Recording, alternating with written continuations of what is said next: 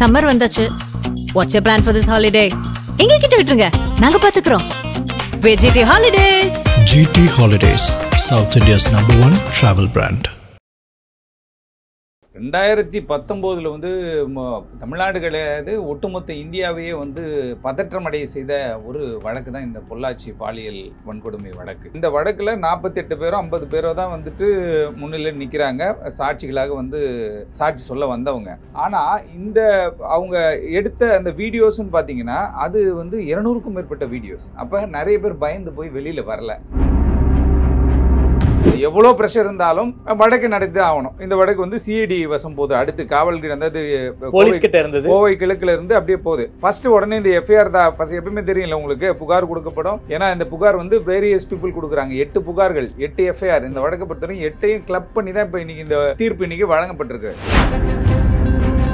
200 வீடியோல வந்துட்டு 100 வீடியோவது சர்க்குலேட் ஆயிடுச்சு. சர்க்குலேட் ஆகி வெளியில வந்துட்டு பிறகு இதை நம்ம வந்து மறைக்கவும் முடியாது, ஓடவும் முடியாது, ஒளியவும் முடியாதுன்ற கதையில தான் என்ன ஆயிப்போச்சுன்னு கேட்டீங்கன்னா, இந்த வழக்கு வந்துட்டு ஏப்ரல் 25, 2020 வந்து சிபிஐ வசம் போகுது.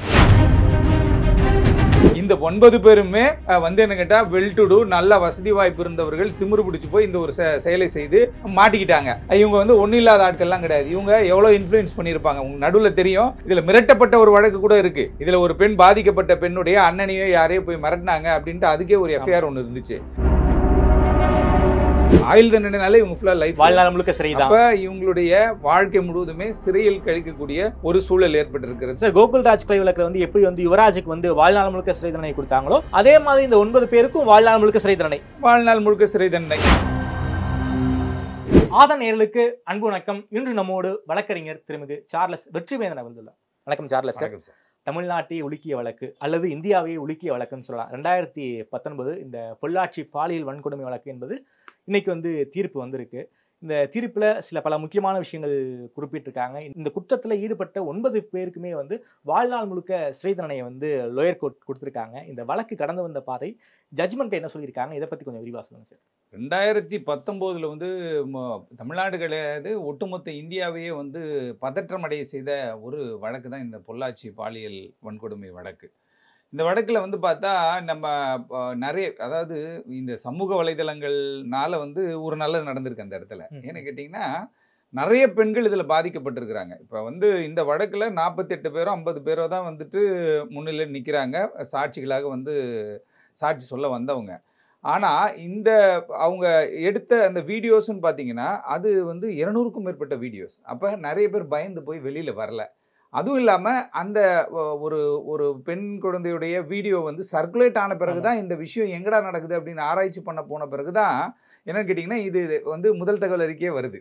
அவ்வளோ நெருக்கடி. ஏன்னா அந்த டைமில் இருந்த இதில் ஒரு சில அரசியல் கட்சியினரும் உள்ளே இருக்கிறாங்க. இந்த சப்ஜெக்டுக்குள்ளே இந்த 9 அக்யூஸ்டில் அரசியல் கட்சியை சார்ந்தவர்களும் இருக்காங்க. அதே நேரத்தில் இந்த இது வந்து சமூக வலைதளங்கள் மூலம் நிறைய பரவ ஆரம்பித்தோன்னே என்ன இதுன்னு ஒரு ப்ரெஷர் இருக்கிற காரணத்தினால 2019 ஒரு முதல் தகவல் அறிக்கை தாக்கல் செய்யப்படுகிறது. அது வந்து கோவை கிழக்கு காவல் நிலையம்னு நினைக்கிறேன். அந்த காவல் நிலையத்தில் பேசிக்காக ஒரு எஃப்ஐஆர் மட்டும் ஒன்று போடுறாங்க. போடும்போது என்ன பண்ணாங்கன்னா 354A, 354B, 376, 392, 334 ஆஃப் IPC. இதுதான் ஃபர்ஸ்ட் ஃப்ரம் தி வெரி பிகினிங்கில் இவங்க போட்டால் வந்து ஒரு எஃப்ஐஆருடைய செக்ஷன்ஸு. அதுக்கப்புறம் என்ன பண்ணுறாங்கன்னு கேட்டிங்கன்னா, இதனுடைய எதிர்க்கட்சிகள் தொடர்ச்சியாக போராட்டம், இதை பற்றிய விவாதம், நீங்கள் சொன்ன மாதிரி கட்டுரைகள், அப்புறம் பல கோணங்களில் வந்து பத்திரிகை நண்பர்களும் உள்ளே இறங்கி விசாரிக்க ஆரம்பிக்கிறாங்க. எல்லாம் என்னடான்ட்டு ரெக்கார்ட்ஸ் எல்லாத்தையும் கிரியேட் பண்ணும் பொழுது அரசியல் நிர்பந்தங்கள் ஒரு பக்கம், நெருக்கடி ஒரு பக்கம் இருந்துகிட்டு இருக்கு. அப்படி இருக்கும் பொழுது எவ்வளோ ப்ரெஷர் இருந்தாலும் வழக்கு நடத்தி ஆகணும். இந்த வழக்கு வந்து சிஐடி வசம் போகுது. அடுத்து காவல் அதாவது போலீஸ் கிட்ட இருந்தது, கோவை கிழக்குல இருந்து அப்படியே போகுது. ஃபர்ஸ்ட் உடனே இந்த எஃப்ஐஆர் தான் எப்பவுமே தெரியல உங்களுக்கு, புகார் கொடுக்கப்படும். ஏன்னா இந்த புகார் வந்து வேரியஸ் பீப்புள் கொடுக்குறாங்க. 8 புகார்கள், 8 எஃப்ஐஆர். இந்த வழக்கை பொறுத்தவரைக்கும் 8ஐயும் கிளப் பண்ணி தான் இப்போ இன்னைக்கு இந்த விஷயம் வந்து தீர்ப்பு இன்னைக்கு வழங்கப்பட்டிருக்கு. அப்போ அந்த வழக்கு முதல், அதாவது ஃபர்ஸ்ட் ஹியரிங் அப்படின்னு சொல்கிறோம் இல்லையா, எஃப்ஐஆர் போடப்பட்டு ஃபர்ஸ்ட் ஹியரிங் வருது. ஃபர்ஸ்ட் ஹியரிங் வர்றது என்னைக்கு வருதுன்னு பார்த்தீங்கன்னா 25/2/2020.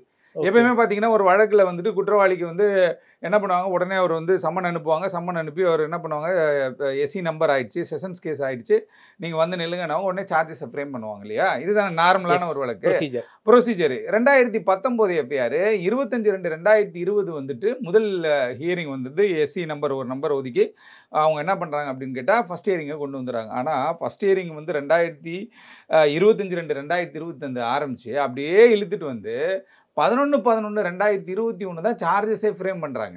அப்போ பாருங்க, அந்த ஒரு வருட காலத்துக்கு மேலே சும்மாவே இழுத்தடிக்கிறது. அந்த டைமில் வேற உங்களுக்கு லாக்டவுன் பிரச்சனை வேற ஒன்று இருந்துச்சு. அந்த லாக்டவுன் பிரச்சனை இருந்துச்சு. அதுக்கப்புறம் நடுவில் வேற அந்த இப்போ வந்து கோவை மகிழா நீதிமன்றத்தினுடைய அப்போ இருந்த நீதிபதி கூட என்ன சொல்கிறாங்கன்னா, நீதிமன்ற உத்தரவுகள் இருக்குது, ட்ராகான் பண்ண முடியாது, நீங்கள் நினைக்கிற மாதிரி கிடையாது இந்த வழக்குன்னு சொல்லி அவங்க எச்சரிக்கிறாங்க. அதுவும் அட்ஜுடிகேஷனில் இருக்குது. As per the honourable high court direction, நான் கேஸை நான் சீக்கிரம் முடிக்கணும், மரியாதையாக எல்லோரும் வந்து அப்பியர் ஆகணும் அப்படின்றாங்க. ஏன்னா ஒரு சில இடத்துல 1 to 4 அப்பியர் ஆகிறான், ஒரு சில இடத்துல 1 to 3 அப்பியர் ஆகிறான். அதுக்கப்புறம் தான் இவங்க எல்லாரும் என்ன பண்ணுறாங்க, கிளப் பண்ணிட்டா இந்த எஃப்ஐஆர் எல்லாத்தையும் சொல்லி தான் என்ன பண்ணுறாங்க, கேஸை கிளப் பண்ண சொல்லி 8 எஃப்ஐஆரையும் ஒன்றா எடுத்துகிட்டு வராங்க. எடுத்துகிட்டு வந்து பார்த்தீங்கன்னா 11/11/2021 சார்ஜஸ் ஃப்ரேம் பண்ணுறாங்க. சார்ஜஸை ஃப்ரேம் பண்ணி அவங்க கொண்டு வராங்க. அப்போ எஃப்ஐஆர் ஆல்டர் பண்ணும்போது தான் என்ன பண்ணுறாங்கன்னு கேட்டிங்கன்னா, பல விஷயங்கள் பல செக்ஷன்ஸை கொண்டு வராங்க. 120B read with 366 of IPC, 342, 344A1, 344B, 376DA, 419, 450, 509 IPC of IPC, அப்புறம் 66E of IT act, 67 of IT act and 4 of Tamil Nadu prohibition of woman harassment act. அடுத்து வந்து சிபிசிஐடி வசம் வந்தோன்னா கூட என்னன்னு கேட்டிங்கன்னா, நிறைய போராட்டங்கள் பிரச்சனைகள் இதெல்லாம் ஏன்னா இந்த 200 வீடியோவில் வந்துட்டு 100 வீடியோவது சர்க்குலேட் ஆயிடுச்சு. சர்க்குலேட் ஆகி வெளியில் வந்துருச்சு. வெளில வந்துட்ட பிறகு இதை நம்ம வந்து மறைக்கவும் முடியாது, ஓடவும் முடியாது, ஒளியவும் முடியாதுன்ற கதையில் தான் என்ன ஆகிப்போச்சுன்னு கேட்டிங்கன்னா, இந்த வழக்கு வந்துட்டு ஏப்ரல் 25, 2020 வந்து சிபிஐ வசம் போகுது. ஓகே, ஏப்ரல் 25, 2020 அன்னைக்கு வந்து சிபிஐ வசம் போகுது. எப்பவுமே சிபிஐ வசம் போச்சுன்னா ரொம்ப ஸ்லோவாக இருக்கும், லேக்காக இருக்கும் அப்படின்றது. அது ஏன்னு கேட்டிங்கன்னா, அது அங்கே லோக்கலில் இருக்கக்கூடிய காவல்துறை சப்போர்ட் பண்ணாமல் போகிறதுக்கு காரணத்தினால லேக் ஆகும். சிபிஐ வழக்கு கொஞ்சம் லேக் இழுத்தடிப்பாங்க. ஆமாம், இழுத்தடிப்பாங்க. அவங்களுக்கு சப்போர்ட் இல்லாத ஒரு சூழல் இருக்கும். ஆனால் இந்த வழக்கு பொறுத்த வரைக்கும் இது வந்து ஒரு சில அதிமுக பிரமுகர்களுடைய பெயர் வந்து சுட்டி காட்டப்பட்டுருச்சு. பிரமுகர்னா அந்த கட்சியில் இருந்தால் பெரிய பெரிய தலைவர்களோட ஃபோட்டோ போட்டிருந்தாங்க. அதுவும் இல்லாமல் இதற்கு பின்னாடி ஏதோ ஒரு விஷயம் சம்பவங்கள் இருக்கா அப்படின்ற மாதிரி ஒரு ஆராய்ச்சி பண்ணோம். இது ஒரு திமுகவிற்கு ஒரு நல் வாய்ப்பாக என்ன பண்ணுறாங்கன்னா, இதை எடுத்து பயங்கரமாக வந்து ப்ரொபகண்டா பண்ணுறாங்க. அதே மாதிரி ஆட்சி மாற்றமும் ஏற்பட்டுருச்சு. ஆட்சி மாற்றம் ஏற்பட்ட உடனே என்ன ஆகுதுன்னு கேட்டால், ஆட்சிக்கு பொள்ளாச்சியே சாட்சின்னு தற்போதைய சிஎம் எதிர்க்கட்சி தலைவராக இருக்கும்போது பிரச்சாரம் பண்ணாங்க, பதாகைகள் ஏந்தினார்கள். அதில் மாற்றுக்கிறது அது அவங்க அரசியல் ரீதியாக பண்ணுறாங்க, இல்லை மக்களுக்காக பண்ணுறாங்க. 2 விஷயங்கள் இருக்கும் ஒரு சப்ஜெக்டில். ஆனால் பொதுமக்களை இது ரொம்ப பாதிச்சிருச்சு இந்த சப்ஜெக்ட். ஏன்னா இந்த குழந்தையெல்லாம் வந்து பெல்ட் வச்சு அடிக்கிறது, அந்த வீடியோ எல்லாம் வந்துட்டு சமூக வலைதளங்களில் சர்க்குலேட் பண்ணக்கூடாது. இருந்தாலும் என்ன ஆயிடுச்சுன்னு கேட்டிங்கன்னா, உங்களுக்கு தெரியும், ஒரு காமராஜை பற்றியோ, ஒரு பெரியாரை பற்றியோ, ஒரு அம்பேத்கரை பற்றியோ, இல்லை ஒரு அப்துல் கலாமை பற்றியோ, இல்லை ஒரு சர்தார் வல்லபாய் பட்டேலை பற்றியோ, இவங்களுடைய வாழ்க்கை வரலாறு பற்றியோ, இல்லை அவங்கள பற்றி ஒரு வீடியோ போட்டு பாருங்களேன், இந்த பெல்ட்டில் அடிக்கிறது, இந்த பெண்கள் வந்து இப்போ நிறைய பார்க்குறோம்ல இன்ஸ்டாகிராமில், அது மாதிரியான சம்பவங்கள்லாம் இருக்கும்பொழுது என்ன பண்ணால் இதை லைக் கொடுப்பான். நிறைய பேர் பார்க்குறேன், நானே ஆச்சரியப்படுறேன். 1 லட்சம் பேர் வந்து லைக் கொடுத்துருக்கான். ஒன்றுமே இல்லாத சப்ஜெக்ட் ஒன்று. அந்த மாதிரி ஒரு மனநிலைக்குள்ளே போயிட்டாங்க. அப்படி இருக்கும்பொழுது இந்த வீடியோ நிறைய சர்க்குலேட் ஆகி நிறைய போயிடுச்சு, நிறைய லைக்ஸ், நிறைய வியூஸ் இப்படின்னு போயிடுச்சு. இதெல்லாம் பார்த்த உடனே என்ன ஆச்சுன்னு கேட்டால், இந்த வழக்கு சிபிஐ வசம் போன உடனே சிபிஐ இதை ரொம்ப ஸ்ட்ரிக்டாக எடுக்க ஆரம்பிச்சிட்டாங்க. ஏன்னா இந்த வழக்கை பொறுத்தவரையில் இல்லை ஏற்கனவே அந்த முதல் 2 ஆண்டுகள் அப்படின்றது வந்துட்டு எனக்கு 19, 20 அந்த 19, 20 இந்த வழக்கை எப்படியாவது திசை திருப்பிடலாமா, எப்படியாவது இந்த வழக்கில் இருந்து ஏதாவது ஒரு குழப்பத்தை பண்ணலாமா, ஏதாவது ஒரு லேக், ஏதாவது ஒரு சிக்கலை ஏற்படுத்தலாமான்ற ஒரு நிலை இருந்துச்சு. அந்த 20 வந்து சிபிஐக்களை இந்த வழக்கு போன பிறகு சிபிஐக்களை டேரெக்டாக போயிடுச்சுன்னா ஒன்றும் மேட்டர் இல்லை சார். சிபிஐக்கு உதவ வேண்டியது யாருன்னு கேட்டால் லோக்கல் போலீஸ். அப்போ லோக்கல் போலீஸ் ஃபுல் எஃபர்ட் பாருங்கள். அந்த சிபிஐ வழக்கறிஞர் தெளிவாக சொல்கிறார், அரசு தரப்பு வந்து அவங்களுக்கு பயங்கர சப்போர்ட் பண்ணியிருக்காங்க. எல்லா ஆவணங்களையும் எல்லா விஷயங்களையும் வந்து அவங்க என்ன பண்ணாங்கன்னா அவங்க வந்து பர்ஃபெக்டாக பண்ணி கொடுத்துருக்குறாங்க. அதே போல் பார்த்தீங்கன்னா சிபிஐ வந்து 3 குற்றப்பத்திரிகை தாக்கல் பண்ணியிருக்கிறாங்க ஒரு கட்டத்தில். அதுக்கப்புறம் எல்லாத்தையும் கிளப் பண்ணி தான் 1500 பக்கம் கொண்ட குற்றப்பத்திரிகை, 1500 பக்கம் கொண்ட ஒரு சார்ஜ் ஷீட் ரெடி பண்ணுறாங்க. சார்ஜ் ஷீட் ரெடி பண்ண உடனே இப்போ இந்த வழக்கில் இருந்து எப்படியாவது தப்பித்து விட முடியுமா, ஏன்னா இவங்க ஆல்ரெடி சிறையில் தான் இருக்காங்க. கடந்த 6 வருஷமாகவும் அவங்க சிறையில் தான் இருக்காங்க. சேலம் மத்திய சிறையில் வந்து இவர்கள் வந்து சிறை வைக்கப்பட்டிருக்கிறார்கள். தொடர்ச்சியாக ட்ரையல் நடக்குது கண்டினியூஸாக. உங்களுக்கு தெரியும், இந்த மகிழா நீதிமன்றத்தினுடைய நீதிபதி தான் போக்சோ வழக்குகளையும் அவங்க பார்க்குறாங்க. அதனால் வந்து அந்த நீதிமன்றம் ஒரு மிக சிறப்பு வாய்ந்த முக்கியத்துவம் வாய்ந்த ஒரு நீதிமன்றம். அப்படி இருக்கும் பொழுது இந்த வழக்கு, அதாவது வரலாற்று சிறப்புமிக்க ஒரு வழக்கு இது. ஏன்னு கேட்டால் 8 கம்ப்ளைண்ட்டு, டிஃபேக்டோ கம்ப்ளைண்ட்டு. நல்லா பாருங்கள், 200 வீடியோ. இப்போ காவல்துறை சிபிஐ வசம் கையில் இருந்த வீடியோ 200 வீடியோ. இந்த 200 வீடியோவும் அவங்க பார்த்து ஐடென்டிஃபை பண்ணுறாங்க. ஐடென்டிஃபை பண்ணி எல்லாரையும் போய் அப்ரோச் பண்ணும்போது அதில் முன் வந்தவர்கள் 48 பேர். அந்த 48 பேரை விட்னஸாக போடுறாங்க. விட்னஸாக போட்டு ஒரு சிலர் வந்து பார்த்திங்கன்னா விசிலே அப்பியர் ஆகி நீதிபதி கிட்ட அவங்களுடைய ரூமில் என்ன பண்ணுவாங்கன்னு கேட்டிங்கன்னா, ரொம்ப சீக்கிரட்டாக வந்து அந்த ஒரு விசாரணை நடக்கும் இல்லையா, விட்னஸ் சேர்த்தும் பொழுது அந்த 48 பேர் அப்படின்றவங்க வந்து முன் வந்து சாட்சி சொல்கிறாங்க. இதுல இன்னொரு விஷயம் என்ன கேட்டீங்கன்னா, இதுல ஒரு சாட்சி கூட பிறல் சாட்சி கிடையாது. ஒரு சாட்சி கூட பிறல் சாட்சியா மாறல சார். ஆமா, ஒரு சாட்சி கூட ஆஸ்திரேலியா ஆகல. அப்படின் போது அப்ப அதுல எவ்வளவு ஒரு கிரிப்பா இருப்பாங்க. பல வழக்கு நம்ம பார்த்துருக்கோம். கைது பண்ணி போடுவாங்க. ஒரு 6 மாதம் 8 மாதம் 2 வருஷம் 3 வருஷம் இவங்க என்ன பண்ணுறது, வெளியில் வந்துடுறது. வந்துட்டு என்ன பண்ணுவாங்க கேட்டால் விட்னஸை கலைக்கிறது, ஏதோ ஒரு சிக்கல்களை உருவாக்குவாங்க. ஆனால் இப்போ இவங்க 6 ஏன்னா இப்போ நான் சொல்கிறது இவங்களாம் சும்மா சாதாரணமாக ஆட்கள் கிடையாது. இந்த 9 பேருமே வந்து என்ன கேட்டால் வெல் டு டூ, நல்ல வசதி வாய்ப்பு இருந்தவர்கள். திமிரு பிடிச்சி போய் இந்த ஒரு செயலை செய்து மாட்டிக்கிட்டாங்க. இவங்க வந்து ஒன்றும் இல்லாத ஆட்கள்லாம் கிடையாது. இவங்க எவ்வளோ இன்ஃப்ளூயன்ஸ் பண்ணியிருப்பாங்க உங்களுக்கு நடுவில் தெரியும். இதில் மிரட்டப்பட்ட ஒரு வழக்கு கூட இருக்குது. இதில் ஒரு பெண், பாதிக்கப்பட்ட பெண்ணுடைய அண்ணனையோ யாரையோ போய் மிரட்டினாங்க அப்படின்ட்டு அதுக்கே ஒரு எஃப்ஐஆர் ஒன்று இருந்துச்சு. அப்படி ஒரு பெரிய நெருக்கடி கொடுக்குறாங்க. 48 விட்னஸ்ஸு, 200க்கும் மேற்பட்ட அந்த வீடியோவை வந்து ப்ரொடியூஸ் பண்ணுறாங்க, பார்க்குறாங்க, ஐடென்டிஃபை பண்ணுறாங்க, எல்லாத்தையும் போய் அந்த லொக்கேஷன் எடுக்கிறாங்க. இதில் ஒரு குறிப்பாக இன்னொரு விஷயம்னு கேட்டிங்கன்னா, 30 எலக்ட்ரானிக் எவிடன்ஸை வந்து நீதிமன்றத்தில் சமர்ப்பிக்கப்படுது. இதில் இந்த வழக்கில் வந்து 6 ஆண்டுகள் நடந்த வழக்கு, கடந்த ஓராண்டுகளாக தான் இது ரொம்ப சூடு பிடிச்சி இது வந்து இந்த ஸ்டேஜுக்கு வருது. இந்த ஸ்டேஜுக்கு வந்து 24/4/2025 நினைக்கிறேன் லாஸ்ட் இயரிங்க. அதில் தான் என்ன சொல்கிறாங்க, இன்றைக்கி ஜட்ஜ்மெண்ட்ன்ற மாதிரி சொல்கிறாங்க. அப்போ இந்த எலக்ட்ரானிக் எவிடன்ஸ் 30 எவிடன்ஸை வந்து நீதிமன்றத்தில் சமர்ப்பிக்கும் பொழுது அதை ப்ரூவ் பண்ண வேண்டிய கட்டாயம் சிபிஐக்கு இருக்கு. பயங்கரமான எக்ஸ்பர்ட் எல்லாம் பயன்படுத்தி அவங்க பண்ணுறாங்க. இதில் வந்து பார்த்தீங்கன்னா செல்ஃபோனு, லேப்டாப்ஸு, அதுவும் இல்லாமல் குறிப்பாக பல வீடியோக்கள் வந்துட்டு இவங்க என்ன பண்ணாங்க கேட்டால் எல்லாமே டெலிட்டட் வீடியோ. அது எல்லாத்தையும் இவங்க என்ன பண்ணுறாங்க, ரெட்ரீவ் பண்ணுறதுக்கு நேரங்கள் எடுக்கப்பட்டுச்சு. அதுவே ஒரு அஃபென்ஸ் தான். அதுக்கு தான் ஐடியில் வராங்க உள்ள 66E and 66ல் வந்துட்டு உள்ளே கொண்டு வராங்க. அதாவது தடயங்களை அளித்தது, அதாவது வந்து இந்த எலக்ட்ரானிக் எவிடன்ஸை வந்துட்டு டெஸ்ட்ராய் பண்ண நினைச்சது அப்படின்ற மாதிரியான ஒரு விஷயம் வராங்க. அதுவும் இல்லாமல் 200க்கும் மேற்பட்ட சான்று ஆவணங்கள் இது கனெக்டடான, இப்போ வந்து நீங்கள் என்ன எவிடன்ஸ் ஆக்டில் வந்துட்டு நீங்கள் ஒரு அப்ளிகேஷன் போட்டு தான் ஒவ்வொரு விஷயத்தையும் நம்ம பார்க்க வேண்டியது இருக்கும். அதுமாதிரி ஒவ்வொரு பெட்டிஷன் போட்டு இந்த சிசிடிவி ஃபுட்டேஜ் என்ன, சிசிடிவி ஃபுட்டேஜ் எல்லாம் கேதர் பண்ணாங்க. யார் வந்து போகிறது, அவங்க கார் யாரோடைய யாருக்கு சொந்தமான காரு, எந்த இடத்துல இவங்க தங்கினாங்க, அந்த ப்ராப்பர்ட்டி யாரோட ப்ராப்பர்ட்டி, இந்த பெண் ஒரு இடத்துலேருந்து பேசுகிறாங்க, ஒரு ஆணும் ஒரு பெண்ணும் ஒரு இடத்துல இருக்காங்க, ஒரு தோட்டம் மாதிரி தெரியுது, அது அந்த தோட்டம் எந்த இடத்துல இருக்குது, இது வந்து பொள்ளாச்சி லிமிட்டில் இருக்கா. அதனால் பலதரப்பட்ட ஆய்வுகள் மேற்கொள்ளப்பட்டு தான் வந்து இவங்க எல்லாத்தையும் கனெக்ட் பண்ணி எடுத்துகிட்டு வந்து நீதிமன்றத்தில் கொடுக்குறாங்க. ட்ரையல் ஸ்டார்ட் ஆகுது.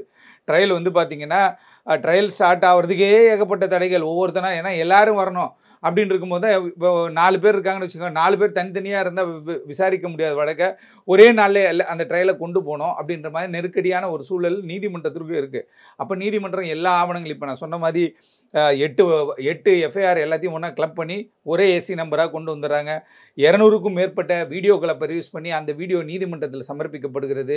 அதற்கான சான்றுகள் இருக்குது, சான்று ஆவணங்கள் வாங்கி கொடுக்கணும், அதுக்கு சர்டிஃபிகேட் வாங்கி கொடுக்கணும். ஆமாம் இது இந்த வீடியோ தான் அப்படின்ற மாதிரி கொடுக்கணும். அதுக்கப்புறம் வந்து பார்த்தீங்கன்னா 30க்கும் மேற்பட்ட எலக்ட்ரானிக் எவிடன்ஸ் ப்ரொடியூஸ் பண்ணுறாங்க. அதுவும் இல்லாமல் 200க்கும் மேற்பட்ட சான்று ஆவணங்களையும் சமர்ப்பிக்கிறாங்க. 48 சாட்சிகள் இது எல்லாத்தையுமே வந்து ஒரு சேர கொண்டு வந்து நீதிமன்றத்தில் கொடுத்து இதற்கான வாதத்தை வந்து தொடங்கும் போது சிபிஐ தரப்பு மிக கடுமையான வந்து என்ன பண்ணுறாங்கன்னா, இந்த வழக்கை நடத்தி எப்படியாவது குற்றவாளிகளுக்கு ஒரு தண்டனை வாங்கி தரணும் அப்படின்னு நடத்துகிறாங்க. கடைசியாக 24/4 வந்து இந்த வழக்கினுடைய ட்ரையல் முடியுது. ட்ரையல் முடிஞ்ச பிறகு ஏன்னா கிராஸ் எக்ஸாமினேஷன் எல்லாமே முடியுது, எவிடன்ஸ் எல்லாம் ப்ரொடியூஸ் பண்ணுறாங்க. எல்லாத்தையுமே இவங்க ஆய்வு பண்ணும் பொழுது நீதிபதி என்ன சொல்கிறாங்க கேட்டிங்கன்னா, இன்னைக்கு தீர்ப்பு அப்படின்னு சொல்லிட்டு 24/4 சொல்லிடுறாங்க, 2025 சொல்லிடுறாங்க. எல்லாரும் எதிர்பார்த்து தான் இருந்தாங்க. இதில் வந்து என்ன கேட்டிங்கன்னா, அவங்களுக்கு ஒரு வாய்ப்பு கொடுக்க முடியும். இன்றைக்கி காலையில் 5:30 மணிக்கெல்லாம் வந்து சேலம் சிறையிலிருந்து அவங்கள வந்து கோவை சிறைக்கு கொண்டு வராங்க. நேற்றே பலத்த பாதுகாப்பு ஏற்பாடுகள் தீவிரமாக இருந்துச்சு. இந்த குறிப்பிட்ட நீதிமன்றத்துக்குள்ளே யாரும் வரக்கூடாது, வழக்கு இருக்கிறவர்கள் வரலாம் அப்படின்ற மாதிரி உத்தரவு போட்டு போலீஸ் எல்லாம் போட்டு வச்சிருந்தாங்க. ஏன்னு கேட்டால் இது ஒரு அரசியல் பேக்ரவுண்ட் உள்ள பசங்க. இந்த பசங்க எல்லாருமே சென்சிட்டிவான கேஸ் வேற, பெண்கள் சம்பந்தப்பட்ட ஒரு விஷயம். இதில் வந்து போட்டிருக்க செக்ஷன்ஸ் எல்லாமே பார்த்தீங்கன்னா அதாவது கடத்தல், அதுக்கப்புறம் வந்து பார்த்தீங்கன்னா ஆபாசமாக படம் எடுத்தல், அதுக்கப்புறம் மிரட்டல், அதுக்கப்புறம் வந்து எல்லாமே பண்ணிட்டாங்க. ஒரு வழக்கில் என்னென்னலாம் பண்ண முடியுமோ அதெல்லாம் பண்ணிட்டாங்க. மிரட்டி படம் எடுப்பது, ஆபாச படம் எடுப்பது, பல்வேறு குற்றச்சாட்டுகளுக்குள்ளே இவங்க உள்ளாயிட்டாங்க. அப்படின்னும் பொழுது ஒரு பெண் நீதிபதி கிட்ட இந்த வழக்கு வருகிறது. அதுவும் இல்லாமல் உங்களுக்கு தெரியும், பல வெளி மாநிலங்கள்லாம் பார்த்தோன்னா இது மாதிரி தான், ஜஸ்ட் லைக் தட் ஏதாவது ஒரு இடத்துல ஒரு லேக் ஏற்படும், அதை வச்சு வெளில வந்துடுவான், அது மாதிரி இருக்கும். ஆனால் அந்த லேகே ஏற்படாமல் ஒரு அரசியல் சூழ்ச்சிகள்லாம் எதுவுமே இல்லாமல் என்ன பண்ணிட்டாங்க கேட்டிங்கன்னா, ஃப்ரீ ஹேண்டடாக சிபிஐ கிட்ட வந்து எல்லாத்தையும் வந்து கரெக்டாக, ஏன்னா இதில் ஒரு விஷயம் இருக்குல்ல, இவர் அதிமுக சார்ந்தவர்கள்னும் போது இங்கே இருக்கிற காவல்துறை இப்போ வந்து திமுக சார்ந்த காவல்துறை அவங்க மிக வேகமாக இந்த குற்றவாளிகள் தப்பிக்க கூடாது, இதுல நீதியை நிலைநாட்டணும் அப்படின்றதுக்காக இதுல சிபிஐக்கு ஃபுல் ஃப்ளெஜ்டா லோக்கல் போலீஸ் ஹெல்ப் பண்ணிருக்காங்க. அதுவும் இல்லாம இது ஒரு மிகப்பெரிய பேரை எடுத்து கொடுக்கும். இதுல குற்றவாளிகளை நம்ம தண்டனைக்கு வாங்கி கொடுத்துட்டோம் அப்படின்னால இது பெரிய ஒரு ரெக்கார்டா இருக்கும். அப்படின்னும் பொழுது இன்னைக்கு காலையில் இந்த வழக்கு வருது. 10:35 மணிக்கெல்லாம் வந்து என்ன சொல்லிடுறாங்கன்னு கேட்டிங்கன்னா, மொத்தம் 9 அக்யூஸ்ட், இந்த வழக்கில் 9 அக்யூஸ்டுமே குற்றவாளிகள் அப்படின்ற மாதிரி சொல்லிடுறாங்க. குற்ற விவரம் வந்து பின்னர் அறிவிக்கப்படும், கொஞ்ச நேரம் கழித்து நாங்கள் சொல்லுவோங்க அப்படின்ற மாதிரி சொல்லியிருக்காங்க. இதில் பார்த்தோம் அப்படின்னு கேட்டால் குற்றவாளிகள்னு அறிவிக்கப்பட்டாங்க. அப்போ இந்த வழக்கை பொறுத்தவரையில் இவங்களுக்கு வந்துட்டு ஃபைன் அப்படின்ற ஒரு விஷயம் இருக்கும். கொஞ்ச நேரம் கழித்து அந்த என்ன விதமான தண்டனை அறிவிக்கப்பட்டிருக்கின்ற விஷயமும் வெளியில் தெரியுது. தெரியும் போது ஒவ்வொருத்தருக்கும் 30,000 40,000, 9 பேருக்கும் 30,000 40,000 வரையும் வந்து ஃபைன் போடுறாங்க. ஃபைன் போட்டு இவங்க என்ன பண்ணாமல் ஒட்டுமொத்தமாக 1,50,000 ரூபாய் இவங்களுக்கு வந்து ஃபைன் அமௌண்ட் கட்ட வேண்டியது வருது. அதுவும் இல்லாமல் நீங்கள் பார்த்தீங்கன்னா A1 சபரிராஜன் அப்படின்ற ஒரு கேரக்டரு, அவருக்கு வந்து 4 ஆயுள் தண்டனை. ஒரு ஆயுள் தண்டனைனா நம்ம என்ன நினச்சிக்கிறோம்னா 14 இயர்ஸ் அப்படின்றது நம்ம நினச்சிக்கிறோம், ஆயுள் தண்டனை 14 வருஷம். ஆனால் உச்சநீதிமன்றம் தெளிவாக என்ன சொல்கிறதுன்னு கேட்டால், சாகும் வரை கூட நீங்கள் வந்து குற்ற செயலை பொறுத்து இருக்குது, கிராவிட்டி ஆஃப் அஃபென்ஸை பொறுத்து இருக்கு, சாகும் வரை கூட அவனை உள்ள வச்சுக்கலான்றாங்க. அப்போ இது வந்து கிராவிட்டி ஆஃப் அஃபென்ஸை பார்த்து தான் இன்னைக்கு வந்து அந்த தீர்ப்பு கொடுத்துருக்குறாங்க. சபரிராஜனுக்கு பார்த்தீங்கன்னா 4 ஆயுள் தண்டனை. நான் என்ன சொல்கிறேன், 14 வருஷம் கிடையாது. நம்மளா நினைச்சுக்கிறோம் 14 இயர்ஸ் ஒரு லைஃப்னா, அப்படி கிடையாது. ஆயுள் தண்டனை என்பது வாழ்நாள் முழுக்க சிறை. வாழ்நாள் முழுக்க சிறை. உச்சநீதிமன்றம் தெளிவாக சொல்றான். ஒரு இடத்துல என்ன சொல்றான், 16 வருஷம் இருக்கும், 30 வருஷம் இருக்குலாம் டிஸ்கஸ் பண்ணிக்கிறாங்க. அப்படி கிடையாது. ஆயுள் தண்டனை ஆயுள் முழுவதும் உன் தண்டனை கேட்ட சிறை. நீங்க அதுல ஏதாவது அக்ரிவாகி ஒரு வழக்கில் வந்து உங்களுக்கு அடுத்த நீங்க ஏதாவது ஒரு விஷயத்துக்கு அப்பீலுக்கு போறீங்க அப்படின்னா அதுல ஏதாவது ஒரு ரெமெடி கிடைச்சுன்னா அடுத்த கட்டம் என்ன நடக்கும்ன்றதை நம்ம பார்க்கலாம். ஆனால் இதில் பார்த்தீங்கன்னா சபரிராஜனுக்கு 4 ஆயுள் தண்டனை கொடுக்கப்பட்டிருக்கிறது. A2 திருநாவுக்கரசருக்கு 5 ஆயுள் தண்டனை. ஏன்னு கேட்டிங்கன்னா இவர்கள் அந்த புகைப்படங்கள், அந்த வீடியோ எல்லாம் பார்த்தீங்கன்னா இவங்க நிறைய இடத்துல இருக்காங்க. யார்? திருநாவுக்கரசு. அடுத்த A3 பார்த்தீங்கன்னா தனித்தனியாக இண்டிவிஜுவலாக ஒவ்வொருத்தருடைய ரோல் என்ன அப்படின்னு வச்சு அந்த ரோலை பேஸ் பண்ணி தான் இவங்க வந்துட்டு இன்னைக்கு தண்டனை வழங்கியிருக்கிறாங்க. A3 சதீஷ்குமாருக்கு வந்து 3 ஆயுள் தண்டனை கொடுத்துருக்காங்க. A4 வசந்துக்கு வந்து 2 ஆயுள் தண்டனை கொடுத்துருக்காங்க. A5 மணிவண்ணனுக்கு வந்து 5 ஆயுள் தண்டனை கொடுத்துருக்காங்க. A6 பாபுக்கு 1 ஆயுள் தண்டனை. அப்புறம் வந்துட்டு A7 பால் அவருக்கு வந்து 3 ஆயுள் தண்டனை. A8 அருளானந்தத்திற்கு, அவர் தான் ஒரு அதிமுக. இவங்க எல்லாமே அந்த பெல்ட்டு தான். அதுக்கப்புறம் அவருக்கு 1 லைஃப். A9 அருண்குமாருக்கு 1 லைஃப் அப்படின்னு கொடுத்துருக்காங்க. அப்படின்னும் பொழுது ஒரு ஆயுள் தண்டனை அப்படின்னாலே ஆயுள் தண்டனைனாலே இவங்க ஃபுல்லாக லைஃப் வாழ்நாள் முழுக்க சிறை தான். அப்போ இவங்களுடைய வாழ்க்கை முழுவதுமே சிறையில் கழிக்கக்கூடிய ஒரு சூழல் ஏற்பட்டிருக்கிறது. சார், கோகுல்ராஜ் கொலை வழக்கில் வந்து எப்படி வந்து யுவராஜுக்கு வந்து வாழ்நாள் முழுக்க சிறை தண்டனை கொடுத்தாங்களோ அதே மாதிரி இந்த 9 பேருக்கும் வாழ்நாள் முழுக்க சிறை தண்டனை. இதில் இன்னொரு விஷயம் கேட்டால், இந்த வழக்கை பொறுத்தவரையிலும் எந்த ஒரு வழக்காக இருந்தாலும் ஒரு கன்விக்ஷன், இன்னைக்கு வந்து கன்விக்ஷன் ஆயிட்டாங்க இந்த பசங்க. இந்த கன்விக்ஷன் ஆன பசங்க வந்து அடுத்து என்ன வாய்ப்பு அப்படின்னு பார்க்கின்ற பொழுது ஒரு 30 நாளுக்குள்ள வந்து இவங்க உயர்நீதிமன்றத்தை அணுகலாம். ஆமா, உயர்நீதிமன்றத்தை அணுகலாம். ஆனா இந்த வழக்கை பொறுத்தவரையிலும் சாட்சிகள் பிறல் சாட்சிகள் ஆகல. சாட்சி அப்படியே ஸ்ட்ராங்கா நிக்கிறாங்க. வேற வழக்கு மாதிரி என்ன பண்ணுவான்னு கேட்டீங்கன்னா, கண்ணு முன்னாடி வெட்டினவனை பார்த்துருப்பான், கண்ணு முன்னாடி தெரிஞ்சிருக்கும், எனக்கு தெரியாது சார்ன்றுவான். அங்க போய் நீதிமன்றத்துல ஆஸ்திரேலியா ஆயிடுவான். வழக்கு அப்படியே வந்து அப்சைட் டவுன் ஆயிடும். அது மாதிரியான விஷயம் இதில் ஏற்படலை. ஏன்னா இது பெண்களுடைய ஒரு வாழ்க்கை சம்மந்தப்பட்ட அந்த வழக்கறிஞர் மிக தெளிவாக ஒரு வார்த்தை சொல்றாரு, அவங்கள வந்து ரொம்ப கேர்ஃபுல்லாக நாங்கள் டீல் பண்ணோம் அப்படின்ட்டு. ஏன்னா பயந்துருவாங்க ஒரு சிலர். பயந்து போய் என்ன பண்ணீங்க சொன்ன 200 வீடியோ, இந்த 8 பேர் மட்டுமா 200 வீடியோ இருந்தாங்க, இல்லை இந்த 48 பேர் மட்டுமா 200 வீடியோ. அப்போ பலர் இதில் பாதிக்கப்பட்டிருக்காங்க. பலர் முன் வர முடியல. ஏன்னா அவங்களுடைய குடும்ப சூழ்நிலை, அவங்கள பார்த்துக்கணும், அவங்க அடுத்தது அவங்க பேரண்ட்ஸுக்கு என்னாகும், தங்கச்சிக்கு என்னாகும், எதிர்காலம் இதுல ரொம்ப கேள்விக்குறியாயிடும் அப்படின்னு மட்டும் தான் நீதிபதி மிக கடுமையாக இந்த வழக்கை என்ன பண்றாங்க கேட்டீங்கன்னா, கடுமையான ஒரு தீர்ப்பு, இந்த மாதிரி ஒரு தீர்ப்பு வழங்கி அவங்க என்ன சொல்றாங்கன்னா, பாதிக்கப்பட்ட அந்த 8 பெண்கள் இருக்காங்க இல்லையா, அந்த 8 பெண்களுக்கு ஒட்டுமொத்தமாக 85 லட்சம் ரூபாய் வந்து நிவாரணம் வழங்கணும் அப்படின்ற மாதிரி அந்த லீகல் எய்ட் சர்வீஸில் வந்துட்டு வழங்கணும் அப்படின்ற மாதிரி அவங்க வந்து கொடுத்துருக்காங்க. உச்சநீதிமன்றம் ஏற்கனவே சொல்லியிருக்காங்க, இது மாதிரி வழக்கு பாலியல் வழக்கில் பாதிக்கப்பட்டவர்களுக்கு நிவாரணம் வழங்க வேண்டும் என்று.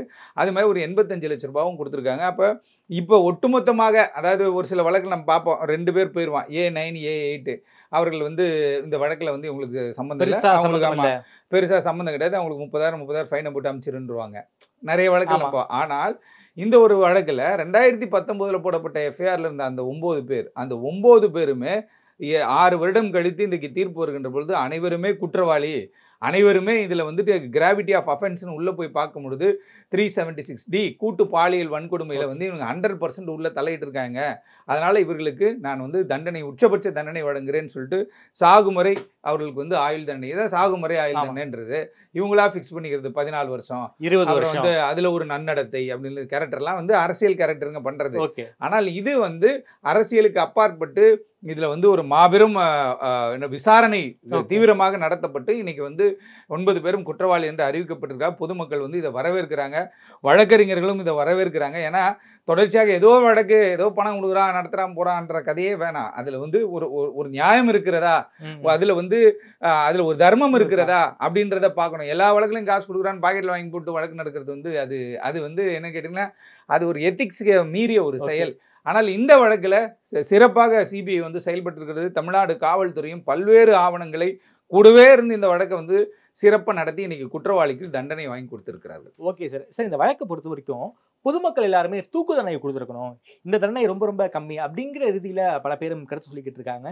தூக்கு தண்டனை கொடுத்துருக்கலாமே சார் நினைச்சிருந்தா? இல்ல, அது கொடுத்துருக்கலாம். பட் உங்களுக்கு தெரியும், ஏற்கனவே ஒரு வழக்குல என்ன பண்றாங்க கேட்டீங்கன்னா, இந்த ஆணவ படுகொலை வழக்குல வந்து உச்சநீதிமன்றம் இப்போ ஒரு விஷயம் ஒன்று சொன்னாங்க பார்த்தீங்களா, அதில் வந்து ஒருத்தருக்கு தூக்கு தண்டனை கொடுக்கப்பட்டிருந்துச்சு. இந்த கடலூரில், இப்போ கடலூரில் ஒரு வழக்கு நடந்துச்சு.